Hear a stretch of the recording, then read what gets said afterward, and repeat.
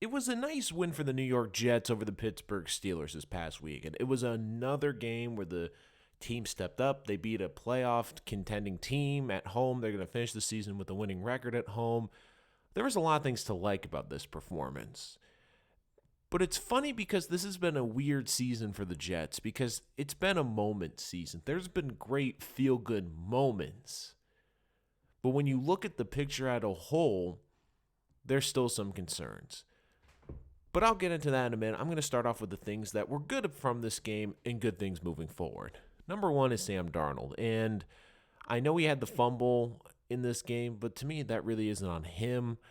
It was TJ Watt basically came off the edge, made a great play around the edge. They didn't block him well. And if you notice on that play, he hit Darnold in a special region, which I also think led to the fumble too. But, I mean, Darnold didn't throw interceptions. And one of the criticisms I've been hearing is that, well, Darnold's a game manager. Did you see Daniel Jones throw 5 touchdowns against the Redskins? But there's a big difference. Darnold has had to overcome a lot more. I mean, he had to overcome mono this season. He has to overcome a bad offensive line. For people that are criticizing, saying that Jones has played better than Darnold, well, he has in certain stretches, but I would say Darnold's been more consistent over the past couple of weeks than Jones, and Jones has a better offensive line. He's an older quarterback, and he has better weapons right now than Sam Darnold. And I think the Jets and Sam Darnold have made the realization that, especially for this year, he has to be a game manager because he doesn't have the weapons, and he is behind a horrendous offensive line. They're one of the worst-ranked offensive lines in the NFL, and if you look at their offensive line, just look at the names. They have one starter from opening day. Just one on the offensive line. If you go to any team and you said, hey, by the end of the season, you're only going to have one starter from the opening day of the 5, that's not a good situation. And the Jets, if everything went right and all the starters played all 16 games, we would say, well, it's maybe at best an average offensive line. But that certainly has not happened. And look, Darnold, once again, made an incredible throw to Robbie Anderson. There's a lot of things I like about him, and I've talked to people that are in the football industry, and there's a lot of things to really like about him. And this was a great victory for the Jets because the defense played incredibly well. You saw Marcus May have a huge game, made some big impact plays out there. Jamal Adams, of course, was back, and you can just see the difference in the energy on that defense when he's in there. Note to Joe Douglas and the Jets front office, do not trade Jamal Adams. He is the heart and soul of this defense, and he is a truly special player. And it was a great victory, but there is an underlying sense of uneasiness for Jet fans because even if the season ends 7-9, and I was picking in the preseason this team was going to go 8-8, and I was been pretty spot on about this because I said their first half of the season the schedule is absolutely brutal, but then they have winnable games in the second half, and they've gone 5-2 here in the second half, and they could finish 6-2.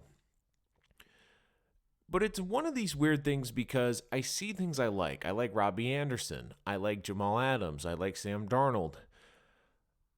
But Adam Gase, there's just something about him. I think a lot of Jet fans feel the same way is if I asked, is there anything that makes you uneasy about the upcoming season, it would be Adam Gase. Because one of the biggest things for a coach is I want to see improvement. I want to see that. And will the front office argue that there's been improvement, especially if this team beats Buffalo? And even to beat Buffalo, I have a strong feeling since Buffalo's spot's locked up, they're going to rest a lot of starters, so it's going to be a lot of the backups. And if they can't beat the backups for the Bills, that's going to be a whole bunch of other issues I'll talk about next week. But the front office can't get disillusioned by this second half that they went 6-2. And that's great. It's great that this team didn't quit on Adam Gase, and I have to give him credit for that. If I have to give any credit to Adam Gase, the team did not quit on him after the 1-7 start. I can give him that credit. But not showing up on the road this year, losing to, at the time, the winless Dolphins, who have played a lot better, and I'll give them credit. But right now, the Bengals' only win's going to come against the Jets. They lost to the winless Bengals. If this team could have held a lead against Buffalo in week 1, if this team could have showed up to either the Miami or Cincinnati game, it's a completely different season going into week 17. Because if Buffalo rests their starters and the Jets can get a win, they could be 8-8. And we're seeing with the Raiders right now, there's a lot of stuff that needs to happen, but the Jets could potentially have been competing for a playoff spot. But this front office also has to understand that there's still a lot of room to improve this team. There's a lot of places they need to improve because you've seen in the primetime games, when they've played good teams with good rosters, it's been ugly.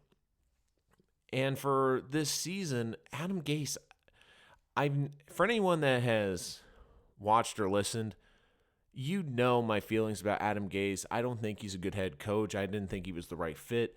And I've been advocating that they should move on from him. And I get why Christopher Johnson is doing this. He wants continuity. He wants to have a full offseason with the same head coach and general manager. And to Gase's credit, they have played better over the second half of the season. But I still have concerns. And I don't just look at the picture with the Jets. I look at the whole picture with him. If I just look at the Jets, of course, the things that stick out to me are the Buffalo game earlier in the season, the Dolphins game on the road when they were winless, and, of course, the Bengals game when they were winless. And once again, I want to see improvement. Once again, the Jets' first 15 plays of the game, when they're scripted, look fantastic. When they get off the script, when they need to make adjustments, they don't look great. And then you've been hearing all these little things that have been dripping out, which are concerning to me. Ed Reed, who is one of the smartest football players you will ever meet, when he went on Instagram last week and basically blasted Adam Gase, that was concerning to me. And I could kind of believe that this team would buy into Greg Williams because of his energy, because of his pedigree.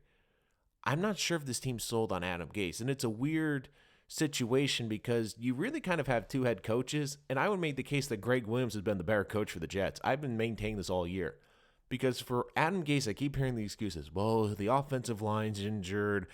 He missed Darnold for 3 games. I keep hearing all these excuses, but I look at the Greg Williams defense, and for the most part this season, they've been respectable, even when they didn't have Jamal Adams for 2 games. They lost Avery Williamson for the season. They lost C.J. Mosley basically in the first week of the season. They don't have good corners, and they're down to, 4 and 5 on the depth chart now? They're down to linebackers that weren't even maybe in training camp at the start of the season, and they're still putting out a respectable product. When I look at the Jets without Sam Darnold this year, they couldn't move the football. They couldn't get first downs. And it's concerning because I see a coach like Cliff Kingsbury, who's a first-time head coach, Adam Gase isn't, who lost his starting quarterback on the road in Seattle. Yet they still had great creative play calls. They were still running quarterback runs. They were doing reverses. They were doing creative play calls, and they were able to win the game. They were aggressive. It was fun to watch. It was exciting. I don't get that with the Jets. And you saw when the backups were in, there was no adjustments, and that's the biggest thing. I need to see improvement from day one. I understand you might not be a good adjuster, but I want to at least see improvement in that area. And to be honest, I haven't really seen it with Adam Gase. But I also look at the big picture, and this is what's the biggest concern to me. Have you looked around the NFL the last couple weeks? Have you looked at the Miami Dolphins? The team's playing a lot better. Everyone thought, oh, this team's absolutely awful. They're not going to win a game this year. They might win 1 game. They're going to tank. They play hard. They played well under Ryan Fitzpatrick and Brian Flores. This team where the roster was stripped, and I would make the case it's less talented. The Jets, they're playing well. And this is a team that shipped off a lot of good players before the season, and they're still playing hard and playing well.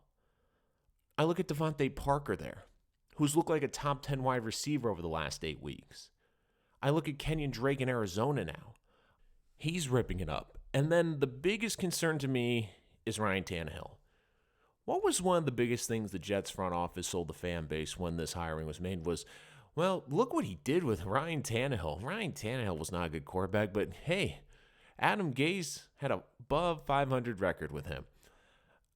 Over the last few weeks, I would argue outside of Lamar Jackson, no quarterback has had a bigger impact on their team than Ryan Tannehill has in Tennessee.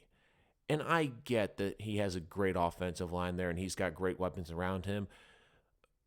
But can I also remind you that his head coach isn't an offensive guru like Adam Gase? Oh, no, he's a middle linebacker that used to play for the Patriots. Right. So he's doing better with a middle linebacker as a head coach than with the offensive guru. These are the things that concern me. And I will say this to the Jets, you can't let go of Greg Williams. And I understand that Adam Gase might not like him. And I want the Jets to all be on the same page, and I get that. I get that's what Christopher Johnson's going for. But you cannot let him go after the season he has had coaching that defense. And you have to get into a room with Adam Gase and say, look, Adam, I know you don't like Greg, but this defense is great. And if you want to have a great offense, don't you want to have a great defense with it? I mean, you are going to be handling the offense. This takes out the defensive responsibility from you.